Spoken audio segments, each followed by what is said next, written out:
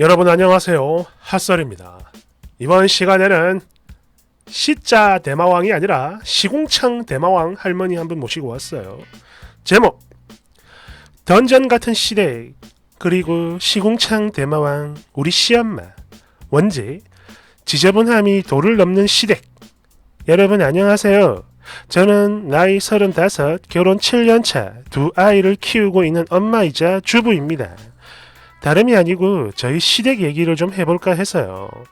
저희 시부모님 남에게 싫은 소리 절대 못하시고 또 저한테 시집살이를 시키는 분들도 아닌지라 지금까지 별 트러블 없이 그럭저럭 나름 잘 지내고는 있는데 딱 한 가지 걸리는 게 있어서요. 7년이 지나가는 이 시점까지 적응은커녕 날이 가면 갈수록 점점 더 싫어지고 아니 이젠 소름 끼쳐서 시댁에 발도 들이기 싫은데요. 어쩌면 좋을지 제 하소연 좀 들어주세요. 비록 이게 글이지만 엄청나게 더러운 점, 또 음순체인 점, 오타 맞춤법 등 미리 양해 구합니다. 죄송해요. 첫 번째, 기본 옵션 같은 더러움. 그냥 시댁 여기저기 다 그래요. 집이 너무 너저분합니다. 해서 시댁을 다녀오는 길 밖에 나와서 양말을 보면 뭔가가 막 덕지덕지 붙어있는 건 기본이죠. 작은 벌레들 시체라든가 굳은 살 조각 같은 거. 그런데 여기까지는 뭐 그럴 수도 있다라고 생각이 드는 게요. 우리 아버님이랑 시동생 둘 다 맨날 멍해가지고 집안일에는 전혀 관여를 안 하는 사람들이고 또 어머님도 밖에서 일도 하시거든요. 그런 당신 혼자 집안 청소 및 정돈을 다 하기엔 아무래도 무리가 있을 테니까 저도 이거는 이해를 해요. 그런데 지금부터는 절대 이해 안 됩니다. 두 번째, 물을 엄청 아끼세요. 설거지 하실 때 옆에서 보면 토악질이 나옵니다. 퐁퐁 묻힌 그릇들을 싱크대에 놔둔 대야 참고로 문지르는 것도 아니에요. 그냥 살살 묻혀요. 퐁퐁을. 그런 그릇들을 그것도 때가 잔뜩 낀 대야고 물도 완전 구정물인데 그 물로 두어 번 끼 얹으면 설거지 끝입니다. 그대로 툭툭 두어 번 털어선 선반에 얹어 놓으시죠. 수저의 경우 방금 얘기한 그 대야에 남아있던 물에다가 그냥 대충 휘휘 헹궈서는 역시나 마찬가지 그대로 수저통에 투척. 이러다 보니 맨날 그래요. 밥그릇이랑 수저에는 밥풀 마른 거랑 고춧가루 같은 거 늘 항상 언제나 기본으로 묻어 있고 다른 국그릇이랑 컵 속엔 늘 갈색 때가 껴 있습니다. 진짜 무슨 유적지 던전에서 발굴해 온 것도 아니고 볼 때마다 경이롭고 위장에서 출혈이 생기는 기분이에요. 정말 너무너무 역겹습니다. 그래서 저는 시댁에서 밥을 먹을 때마다 그랬죠. 음식을 담기 전 그릇과 수저를 한 번 더 깨끗하게 씻고 흐르는 물로 싹 헹구는데 이런 제 모습을 바라보는 어머님 늘 초조해 하십니다. 아이고 애미야 왜 자꾸 물을 틀어놓고 그러냐? 내가 할게. 너는 그냥 반찬이나 꺼내라. 세 번째, 바퀴벌레. 이게 제일 최악이에요. 참고로 저희 시댁엔 창고로 쓰는 작은 방 하나가 있습니다. 그리고 거기엔 수많은 물건들이 쌓여 있는데요. 한 번은 멋 모르고 거길 기어 들어갔다가 손마디 크기의 바퀴들이 우르르르르르 출몰하는 그 끔찍한 장면을 지금까지 몇 번이나 봤어요. 근데 그래 창고방이니까 여기가 제일 따뜻하니까 그래서 너희들도 여기에 사는 거겠지? 이런 생각과 이해를 해보려고 애써 노력을 했죠. 그랬는데 결국엔 대형 사고가 터졌습니다. 그것도 명절 하루 전이었고 전 부치는 전기 그릴에서 사고가 터졌어요. 참고로 이때가 결혼하고 첫 명절이었습니다. 그러니까 이게 열기를 조절하는 동그란 레버와 팬이 따로따로 분리되어 있는 전기 그릴인데요. 꼽는 거죠 이게. 워낙에 오래된 거라 그런지 이게 엄청 낡았는데 또 레버를 꽂으면 단단하게 고정이 되는 게 아니라 틈이 생겨서 막 덜렁덜렁해요. 이게 제대로 고정이 안 되는 거야. 아무튼 그래도 고장난 건 아니니까 이래저래 대충 연결하고 열기를 올리기 위해 레버를 돌렸죠. 그리고 잠시 후 열이 좀 올라온다 싶은 바로 그 순간 그 덜렁거리는 틈바구니 사이로 바퀴벌레 한 마리가 아 뜨거! 이러면서 급히 탈출을 합니다. 깜짝 놀라가지고 비명을 지르고 있는데 또 다른 한 마리가 뀨잉 이러면서 또 튀어나오는 거예요.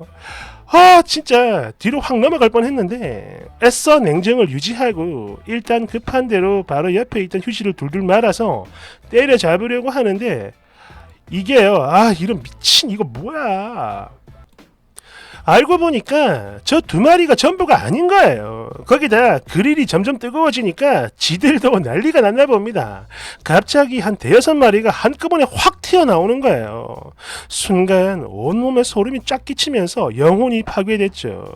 정말 이때 얼마나 놀랐던지 일어서지도 못하고 주저앉은 자세 그대로 엉덩이 뒷걸음질 치면서 완전 미친 듯이 소리를 질렀어요. 그러자 부엌에 계시던 저희 어머님이 급히 달려오셨죠. 그리고는 아이고 이것들 봐라, 이 안이 따뜻하니까 죄다 여기 기어 들어가 있었네. 이러시더니 당신 맨손으로 하나하나 다 때려잡습니다. 그런 뒤에 펜과 레버를 분리해가지고 탁탁탁탁 때리니까 그 안에 남아있던 잔존 세력들이 한꺼번에 다 튀어나와요. 대충 눈으로 봐도 10마리 정도는 됐던 것 같은데, 그런데 어머님은 전혀 아랑곳하지 않으시고 하나하나 맨손으로 저격해서 죄다 때려 잡으셨어요. 히히히 요놈 탁, 아이고 어딜 탁 또 있네 탁. 정말이지 필설로는 도저히 형용키 어려운 그 너무나 이질적이고 괴랄하고 혐오스러운 그 모습에 비명도 못 지르고 한쪽 구석에서 구역질 해가며 바들바들 떨고 있는데, 그런 저에게 어머님은 살짝 민망하셨나봐요. 이게 약을 치는데도 어디서 자꾸 생겨. 아가 괜찮냐? 으이그 이거 봐라 하면서 손을 내밉니다. 이거 봐라. 와, 이때 비명 지르고 막 울고불고 난리 났죠. 참고로 당시 저희 남편은 뭐 좀 산다고 나가 있어가지고 이 엄청난 사태를 못 봤고, 아버님과 시동생은 그냥 소 닭 보듯 그저 멍하니 바라보고만 있는데, 너무나 평온한 그들 모습에 순간적으로 뭐지? 내가 너무 오버했나? 이런 생각이 들면서 완전 민망해졌어요. 울었거든. 아무튼 그 후 지금까지도 마찬가지입니다. 간혹 사람이 있어도 거실 한가운데를 뻘뻘뻘 기어가다가 어머님 맨손 저격에 그대로 즉사를 하곤 하죠. 불쌍한 박휘찡. 참고로 그날 저는 시댁에서 아무것도 못 먹었습니다. 네 번째, 모기. 아니 이거는 진짜 뭐죠? 도대체 왜 이런 일이 생기는 걸까? 추석에 봤던 모기가 설날까지 살아있어요. 저희 시댁은 그렇습니다. 모기와 함께 살아간다 해도 절대 과언이 아니에요. 아무것도 몰랐던 신혼초, 명절엔 반드시 시댁에서 자야 하는 줄 알고 그런 만큼 추석이든 설이든 매번 뜬 눈으로 밤을 새며 모기를 잡다 지쳐버렸고, 결국 나중엔 저 혼자만을 위한 모기장을 설치하기에 이르렀죠. 아니 근데 한겨울인 1, 2월 달에 모기장이라니, 여러분은 이 말이 믿겨지세요? 아무튼 여름이고 겨울이고 아무 관계없이 다들 온몸을 막 벅벅 끓으며 그냥 참고 살길래 이건 진짜 아무리 봐도 그랬어요. 이해가 안 되는 거예요. 그래서 한 번은 제가 어머님께 대놓고 물어봤습니다. 아니 어머님, 모기를 왜 안 잡으세요? 그냥 이러고 살면 안 불편하세요? 그게 다 이유가 있다. 모기를 잡아도 이상하게 어디서 계속 들어와. 그래서 이젠 그냥 산다. 가려우면 그냥 긁으면 돼. 이거요. 당신 목을 막 벅벅 긁으며 하신 말씀입니다. 이거. 그리고 실제로도 그랬어요. 약도 쳐보고 또 홈매트도 틀어보고 했는데 이거 다 아무 소용이 없는 게, 시간이 좀 지나면 또 모기가 생겨요. 한겨울인데. 여튼 그 후 저는 명절 하루 전 일이 끝나면 남편과 애만 시댁에 두고, 시간이 지나서요, 남편과 애만 시댁에 두고 저희 집으로 왔어요. 사실 애도 데려가고 싶었는데 이때는 애기 하나였습니다. 이때는 애가, 큰애가 지 할머니를 너무 좋아해서 안 가려고 하는 거예요. 그래서 그나마 바퀴에게서 조금이라도 안전한 침대 위에 모기장을 쳐서 재우고, 참고로 이때 설날입니다. 추석 아니에요. 그런 뒤 혼자 집에 와서 자고 다음날 아침 새벽에 다시 갔죠. 아 그리고 하나 더. 그러니까 그 전날 집에 오기 전 제가 남편한테 그랬어요. 자기야 애기 모기장 안에서 못 나오게 하라고 알았지? 단단히 일렀는데 뭐지? 지난 추석 때 모기장이 박살났나? 저희 애 혼자만 거의 20방 정도를 물린 거예요. 거기다 더 빡치는 건 바로 남편의 작은 아버지입니다. 속이 상할 대로 상해 애기 모기 물린 거 약 발라주고 있는데 이 영감탱이가 그걸 극히 바라보더니 하는 말. 야, 내가 원래는 모기한테 잘 물리는데 모기가 땡땡이만 물어가지고 나는 안 물렸네 라며 껄껄껄껄 웃는데 와 이때 진심으로 이 미친 영감탱이 우수수 확 털어버리고 싶었다니까 내가. 다섯 번째, 초파리.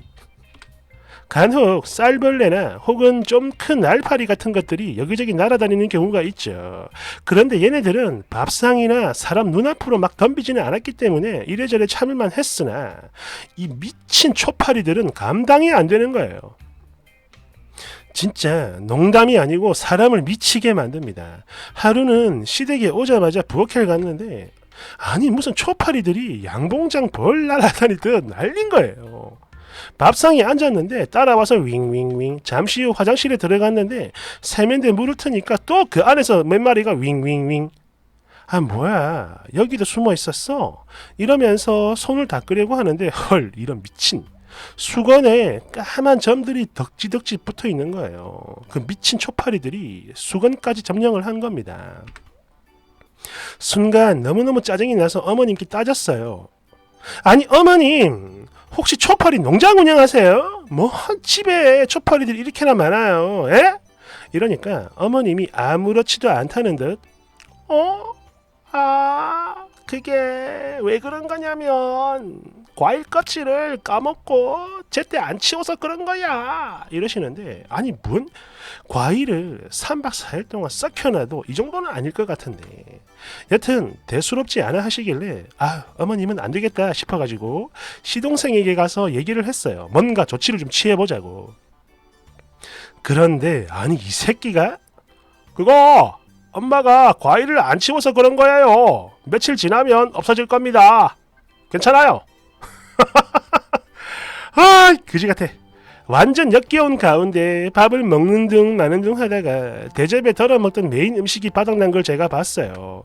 그래서 별 생각 없이 대접을 들고 부엌에 가서 냄비를 열어보는데 이미 그 안에 몇 마리가 풍덩 빠져 죽어 있네요.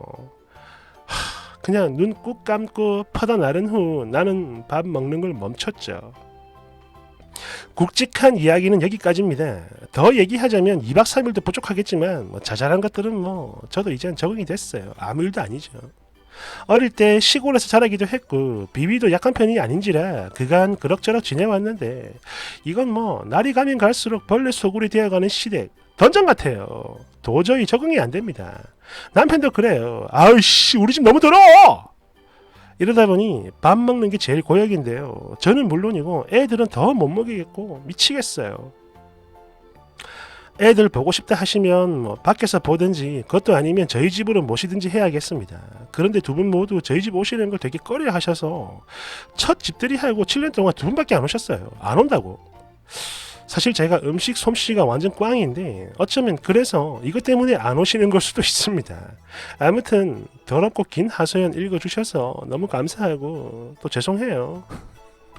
댓글 1번 바퀴벌레가 어머님 맨손에 직사한다는 대목에서 더럽다 못해 소름이 끼쳐요. 2번 와 그릴 에피소드는 진짜 대충격이다. 글만 읽었는데 온 몸이 막 간지러워요. 거기다 뀨잉이라니 미친. 3번 나는 제목을 보고 에휴씨 뭐 더러워봐야 거기서 거기지 이런 생각을 하면서 봤는데 헐 진짜 아이씨 미친 이건 아니지 밥 먹는데 아이씨 그지 같네. 4번 와 저 정도면 세스코 불러야 되는 거 아닌가?